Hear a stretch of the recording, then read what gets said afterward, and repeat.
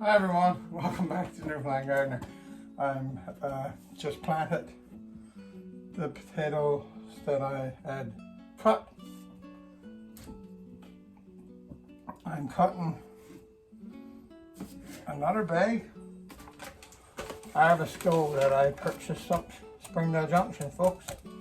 The gas station up there. There's some beautiful spuds. Some nice eyes. So I'm going to cut these now. I got the other ones lodged on the ground. Where I bought the spuds, I also bought the fertilizer. So the fertilizer came from Springdale Junction as well. So yeah, the ones that you saw me cutting in the last video, I'm just putting them in the ground today. They had a wonderful scab on them. 2 or 3 days there, scab is good enough, but for the video's sake I cut them and I went away to work for 3 weeks, so they had a wonderful scab. When I got home, it was just lying right there. They had a wonderful scab on them. They're put in the ground. I'm going to lay some fertilizer next to them and get them covered in. It is finally, seems like summer. It is 26 degrees here today, and it is like going from 6 degrees to 26. That's a 20-degree increase, and that's hard on old bones. So yeah, open to get to Doreen's greenhouse. I've been over there a couple of times, just without the camera. It's been hot over there yesterday and today. I think Doreen got like 40 degrees over there. She got the doors open. So her tomatoes is took right off. I'll get you over for a little look. But for right now, potatoes. Set your soil up. I chip some or cut some in half so I'm not wasting such a big potato. This big potato with eyes on it all over. You just gotta cut it in two and plant it twice. So just a little quick talk about the Facebook group, the Newfoundland Gardener. It's taken off, 2,700 viewers, people from all over, and everyone sharing their garden knowledge and how to, so it's wonderful to see that. My rhubarb, I'm looking out the window here, my rhubarb is taking off. They're doing fantastic, soon be time to harvest them. I put my beets in a few days ago. My little green peas are coming up, my onions are coming up, but everything has been so dead slow because of the cold start to spring. So everything, if you think nothing is growing, it's because of the cold. So a couple of days of this warm now and you should see some difference. I noticed when I came home from Alberta, that the leaves is not even fully developed on the trees yet. So yeah, we're having a real slow start to the spring or summer, whatever you want to call it. I guess not summer yet, but we're heading that way. So I'm going to give you a little quick fly over into the potato bed and see what I got done with the potatoes. Doreen has helped me plow it with the plow that my brother Sandy made up. So Sandy's the guy that I introduced you to up using his sawmill up in his garden. Sandy is a jack of all trades, and he can make anything and make it work. So when I started this channel, I think I encouraged Brad to start gardening as well. So we always wanted a plow, so he made a plow that could fit behind the quad. So Doreen is running the quad and I'm back on the back of the plow. So yeah, we get the garden done. Of course, it's not a very big garden. I mean, it's not nothing huge I got here, but it's just enough to get some fresh vegetables, to get those fresh meals in the fall. Them taste so good when it comes out of your own garden. So if you're just a start or a beginner gardener, listen, nothing like your own vegetables. If you get them going and you get the taste of your own vegetables, especially your carrots and your beets and your cabbage, they're just phenomenal to eat from your own garden. So I'm going to jump on in, give you a little insert on the row that I got planted now. And then you'll see Doreen and me using the plow there. And I'll put some fertilizer next to it, bury them up, and we'll watch the progress as they grow. So yeah, just stay tuned. So anyway, big shout out to my brother for making this plow that hooks up, just got it hooked up to a trailer with 2 steady reaches, and she used to keep tipping. She used to keep tipping over, so you had to make her have 2 wings instead of 1. But because we live in a place there's absolutely no farming around, I guess you gotta come up with some ideas for yourself. But you know, it does a great job. It takes a lot of work off you when the bike can pull it into your soil and you're all right.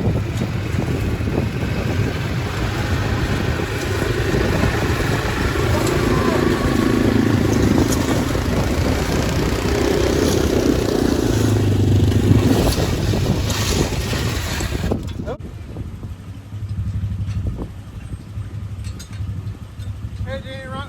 Keep along that track.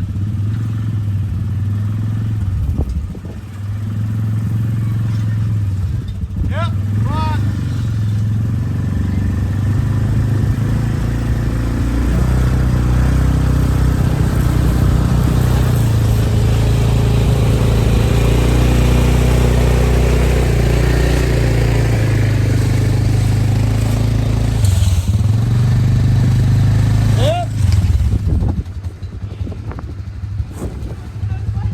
So this is me and Doreen out plowing the garden for my potatoes.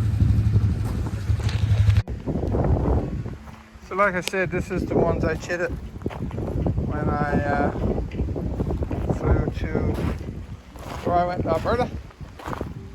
So they grow out. They weren't like this when I chitted them, if you noticed on the last video, but they sure did grow out after I chitted them. And just look at that nice scab. So that's a nice healthy potato.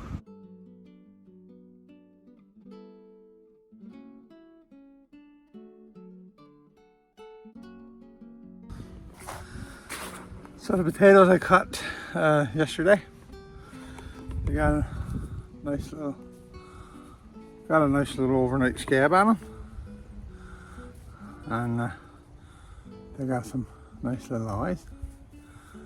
So these are some seed potatoes that I got up to Springdale Junction, and a 12, 24, 24 general. The black flies are thick this morning. One just went down my throat. So yeah, I'm going to whack these up the pat and put some fertilizer by them and bury them in. So like I said, loosen your soil at the bottom, especially if you're doing this in a small scale and you don't have farming equipment. Just once you get your row made, stick your fork down all the way along the row, give that 6 or 8 inches of loose soil for the potato to send his root down so he can start growing his tubers, because this was last year's tubers and that's the potato that we want to eat. So we're going to probably jump you on fast forward there so you could have a watch and not bore you to death. So we'll be right back. After you get the soil plowed, and you're going to set your potatoes in the bottom of the drill. Take a fork and drive it down through the bottom of the bed, at least the depth of itself. Potatoes are tubers and they like to send their roots down. So if I don't loosen the soil that's in the bottom of the bed, I'm only going to get those little potatoes that grows around where the stalk comes up, because the rest of the soil was too hard for the tubers or the roots to go down through. So once you get your plow made, and it's only a homemade plow, so once you get it done, I just go through with the rake. I and loosens the soil. It's pretty hard too. So soil is pretty hard.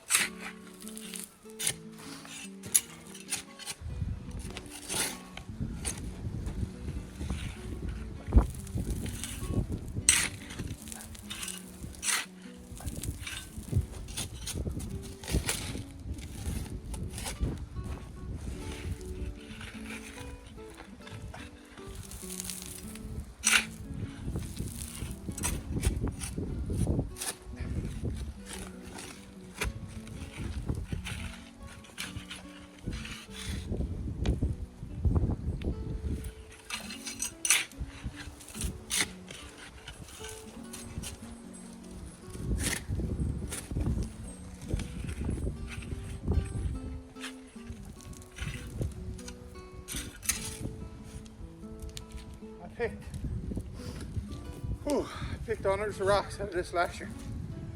Tote pen fulls of rock out of this last year. It's nice and soft now while I'm walking on it. So this is the bottom of the drill bit, and you just want to make sure the bottom is loose so that the potato can send the roots down and then start their tubers growing. Because the tubers is the potatoes that we want to walk for, that we want to harvest in the fall to eat. So it's like Doreen always said, you think you're going gardening and not work? Think again. But anyway, this is a good thing to do. Loosen your soil with a fork. Just go down the dip with a fork. Get that soil made looser. Apologise for this little tiny bit of video. The wind is rocking the camera on the tripod there. Anyway folks, this is another step to planting potatoes in Newfoundland.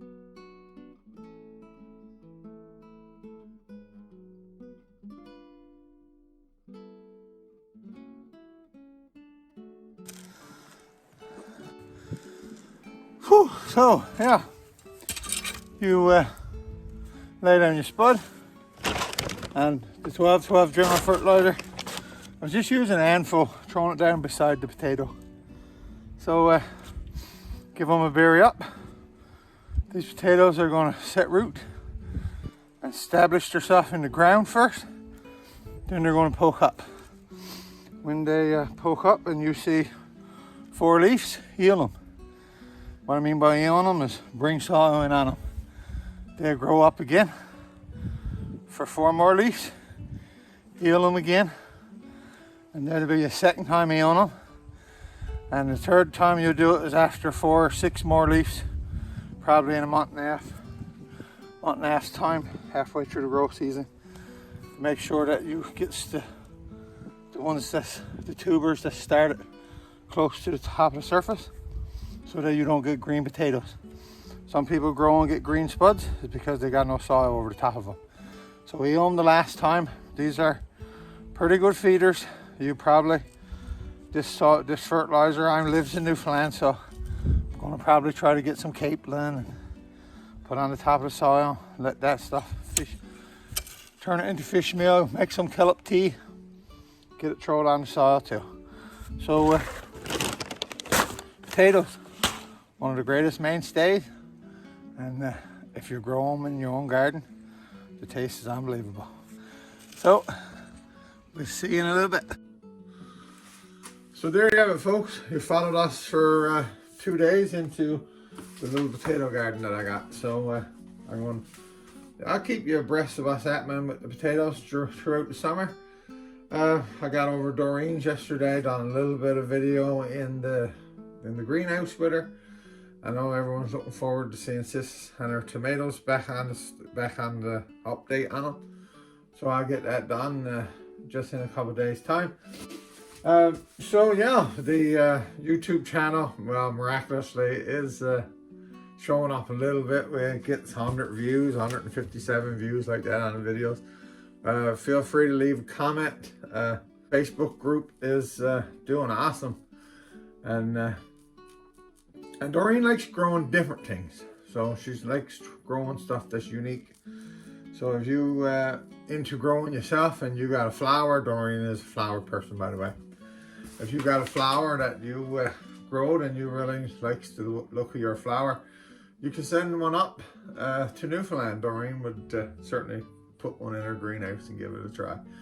So this is Bob from the Newfoundland Gardener saying that our Facebook group is doing awesome. It's 2,700 people right now on the Facebook group. For a little group that we started a couple years ago, I'm pretty amazed with that. So thanks for following us on YouTube.